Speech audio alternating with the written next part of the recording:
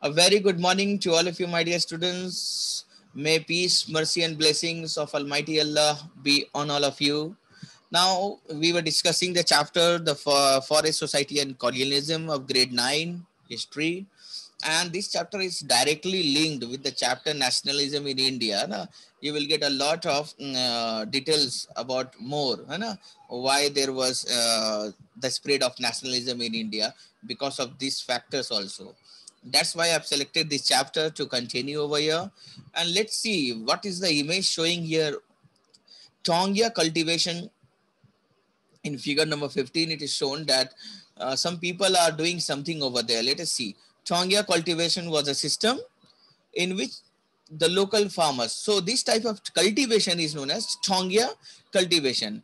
And the farmers were allowed to cultivate temporarily within a plantation area where you can see there are many people standing at the same side. Okay, so these people are temporarily allowed to do cultivation. Now in this photo you will observe this photo was taken in Tharawadi division in Burma in the year 1921, where the cultivators are sowing paddy, है ना, धान लगा रहे हैं ये लोग. The cultivators are sowing paddy. Now I can see, I can observe over here that the farmers are carrying bamboo poles, है ना, in their hand. Let us see what are they doing with these bamboo poles, है ना? What is the use of bamboo poles? The men make holes in the soil using long bamboo poles with iron tips. You can see the farmers, the men are sowing the seeds, but they are just only making so they are making holes with the help of those iron bamboo poles, because those bamboo poles are also having iron, attached at the tip of the bamboo pole. So with the help of that bamboo pole, those men are just digging the ground, making hole in the ground. And on the other hand, the women are sowing paddy in each hole. The women are doing what? They are sowing the paddy. They are just putting the seeds in the hole, and the men are making the holes with the bamboo poles. So this type of cultivation is known as Tongia cultivation, and where it was practiced in Burma, in Tharawadi division of Burma in the year 1921. So that was I shared with you because you come to know about another type of cultivation that is known as Tongia cultivation, so that you are aware of this cultivation and you might face some questions also. Who knows? Why did Britishers consider shifting cultivation as harmful? Did Britishers, those people, they were taking shifting cultivation as harmful. They don't really like shifting cultivation. So there are three reasons that I'm going to give you why those Britishers didn't want shifting cultivation to progress. Why they were against this. Let us see the first reason.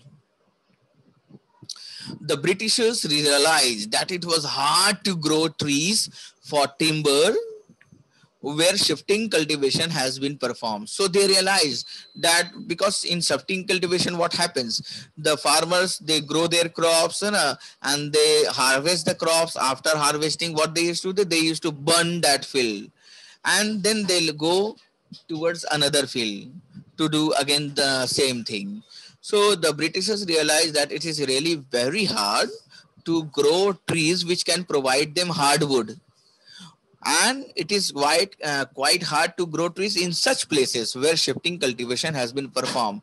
They realized, they got this thing that timber cannot be produced in those fields where shifting cultivation has been performed. So that's why they were against this shifting cultivation. That is first reason. Next one, let us see. When a forest was burnt, when that particular field in a particular forest will be burned, then there will be a danger, added danger, that the flames may spread and the flames may burn the whole forest, including the valuable timber that the Britishers are looking for. So there was a danger of flames spreading throughout the forest, and it would burn all the thing in the forest, all the thing. So that is another cause that why these people, by the Britishers, were very, that the Britishers were against this particular shifting cultivation. Let me see the next one, next reason. Shifting cultivation also made it harder for the government to collect taxes, to calculate taxes, because the people who were performing shifting cultivation, they used to move away to some other place after harvesting the crop. So how would the British officers find them and ask them to pay the taxes? So it was very hard to calculate the taxes even. So that's why again Britishers were not getting any taxes from shifting cultivators. That's why they were against this shifting cultivation as well. So these are the three reasons. Number one, it was hard to grow trees for timber where shifting cultivation has been performed. Number two, second one, there was a chance of spreading the spreading of fire throughout the forest, which would burn their valuable timber also. And the third one, it was hard to calculate the taxes also. The government was not getting any type of taxes from the shifting cultivators. So these were the three reasons, my dear students, where the Britishers were thinking that shifting cultivation is harmful for them. Questions? So let us see to the next question. Who could hunt during colonial period? Now there is a big question over here. If was everyone was allowed to do hunting during colonial period? It means during the period when our country India was under the colonialship of Britishers. Means where we when we were under the Britishers. So who were allowed to do hunting? Let us see during colonial period. Number one, under colonial rule, the scale of hunting increased to high level, that various species became almost extinct. इतना बढ़ गया था कि बहुत सारी species, whether it is species of different animals, so they all became starting extinct, means वो खत्म होने वाले थे. It was increased so much during colonial period. They believed that by killing dangerous animals, the British would civilize India. That was the belief from the Britishers. They were trying to show off that by killing the dangerous animals, which could really kill the human beings, which is really harmful for the human beings. So by killing those dangerous animals, they are civilizing India. That was the concept of the Britishers, and they were trying to show off to the people of India. So they started killing those dangerous animals. Now let us see who were those animals. They gave rewards for the killing of tigers. Now Britishers were giving reward for killing tigers. Nowadays, if you will kill a single tiger, you will be punished. You will be behind the bar. But at that time, during colonial period, they were giving rewards for killing the tigers, for killing the wolves and other large animals. And what was the ground that they were maintaining? They were saying that they posed a threat to the cultivators. They were saying that these animals are dangerous for the cultivators, those who are cultivating, those who are doing the work of agriculture, irrigating the fields. So these animals might kill those cultivators, might kill those people who are irrigating the field. So that is why they are killing those dangerous animals like tigers, wolves, and other large animals. So that was the ground that was the reason that they were saying, that they were giving to the people, that why are they killing those animals like tigers and wolves, because it was dangerous for the cultivators. Now you can see over 80,000 tigers. You can see 80,000 tigers. That is huge amount. And let me show you one peak also. Yeah, you can see in this photograph, you can see there are British officers also standing there. Lord Reading hunting in Nepal. So you can see Lord Reading is standing there. He was hunting in Nepal, and the photo is asking us, the painter is asking us, the photographer is asking us to count the dead tigers in the photo. Let us count. I can see 1, 2, 3, 4, 5, 6, 7, 8. There are almost 8 tigers lying down in the ground. Dead tigers are there. When British colonial officials and rajas went hunting, so they were accompanied, means they are guided or they are accompanied by whole retinue of servants. They used to hunt with along with their servants also. Their servants are also there with them, and they went for hunting. These rajas or the British officials, those who go for hunting, they used to take their servants also. And the tracking was done by skilled village hunters. So there were village hunters also. So this raja or this British official, they used to take the help of those skilled village hunters, those who were skillful, those who know that where the tigers can be found. So those skilled village hunters, they helped the rajas or the British officials to track the tigers. And these British officials or the Raja, or you can say they are calling over here Sahib. So the Sahib simply fired the shot. So Sahib kya karte the? They used, these British officials or the Raja or the king just used to fire the shot at the tiger. Rest of the thing are done by the skilled village hunters. So this photo is what is depicting that like these 80,000 tigers at that time were killed during colonial period. Okay, let us move. 150,000 leopards were also killed. 150,000 leopards. You can see that is a huge amount, huge number. And 2 lakh wolves were killed. You can see that is again huge amount. The quantity is increasing. 80,000 tigers, 150,000 leopards, and 2 lakh wolves were killed for reward. In the period 1875 to 1925. It means in this, you can see 50 years. Around these 50 years, so many animals were killed for rewards. And in the name of what? In the name of that we are saving you from these dangerous animals. In the name that we are going to make India a civilized country. The Maharaja of Sarguja alone shot 1,157 tigers. That is again huge quantity. 1,157 tigers were killed by a single person, the Maharaja of Sarguja. And 2,000 leopards also. He killed 2,000 leopards also. So around you can see 2,000 and 1,157. That is 3,157 animals were killed up to 1957. So he was continuing, he was killing even after 1925. Till 1957, the Maharaja of Sarguja alone killed 1,157 tigers and 2,000 leopards.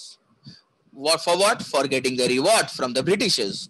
And you can see a British administrator, George Yule. Let me show his photo also. There is a link there. I think that is there. Yeah.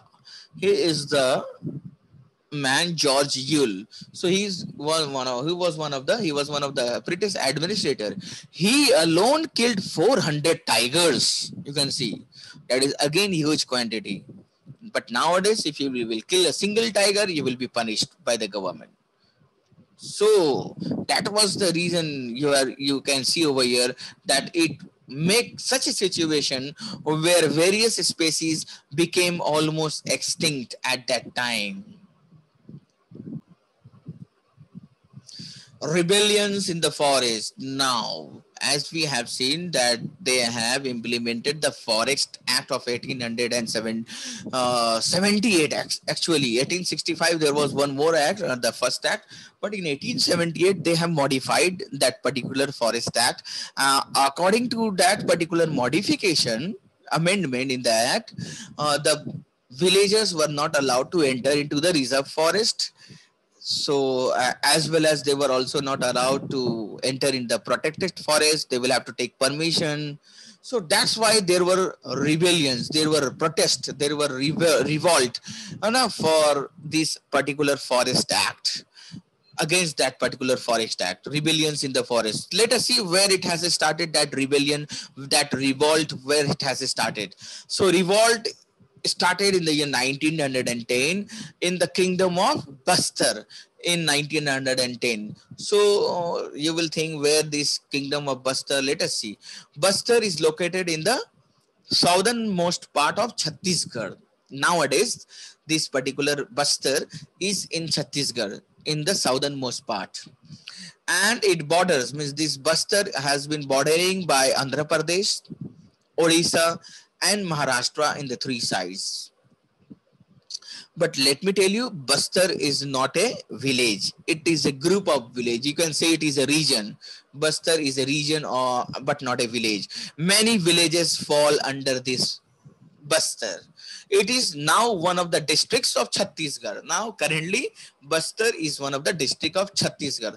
So that revolt against that Forest Act of 1878 started from this place known as Bastar, which is right now in Chhattisgarh, one of the district of Chhattisgarh. The central part of the Bastar is on a plateau. Now, what is that? A large high area of flat land, large area, and that is high area, large and high area of flat land. So the central part of Bastar is on a high area. The river Indravati winds across Bastar east to west. So the river Indravati is also flowing into Bastar from east to west direction. A number of different communities live in Bastar. So we are just going through the geographical details of this Bastar. Even a lot of different communities, people of different communities live in Bastar, such as there are name of three of the communities: Maria and Muria, Gonds, Dhurvas, Bhathras, and Helbas. These are the name of the communities which were there in the Bastar at that time. Even might be at current also, there might be a lot of communities living in that area. And these people, they used to speak different languages, but you can see they were sharing common customs, common traditions, common beliefs. They used to share common things. It means they believed the same thing, but their languages were different, but their customs and beliefs were same. So let us see why they have revolted. What was the reason? Reason number one: two-thirds forest. They have converted two-thirds of the forest into reserve forest, where the people cannot enter at any cost. So as we have seen, the people who are living nearby the forest, they largely depend on the resources of the forest for their livelihood.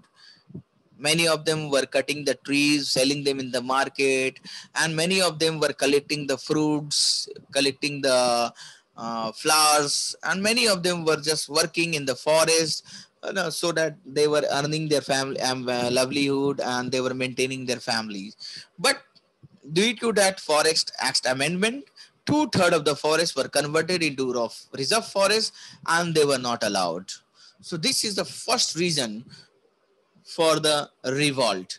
They were against this conversion of reserve forest. Let us see the next reason. Even Britishers don't like that shifting cultivation also. We have gone through the reasons why they didn't like. So they put ban on shifting cultivation. No one can do shifting cultivation. There was a ban. So that is another reason for the reason of revolt, for the revolt. Even there was ban on hunting also after that. The villagers were banned from hunting as well, and even they were banned to collect the forest products also. They cannot collect the forest products also. So we are talking after the amendment of the Forest Act. Let us see next reasons. Villagers were also displaced from their own houses without any notice. और बहुत सारे villages को उनके घर से निकाल दिया गया. They were thrown out. They were removed from their houses without any notice and without any compensation. If the government has to remove someone, some house, some people, some family from somewhere, then at least they will have to inform that family that we are going to remove you from here, and such compensation will be paid to you. Maybe 5 lakh, 10 lakh rupees will be paid to you, so that you can build a new house at some other place. and maybe that some other place will also be decided by the government. Okay, you all people can go to that particular place and build your or construct your houses, and this is the compensation amount you will get. But all these things were not happened when they removed the villagers from their houses. They removed them without any notice, without any compensation. So that was again one of the reason of revolt of the people of Bastar. Even these are also the reason high land rent. Those who were living in that Bastar area, also in the resident places, so the Britishers were charging high rent from them.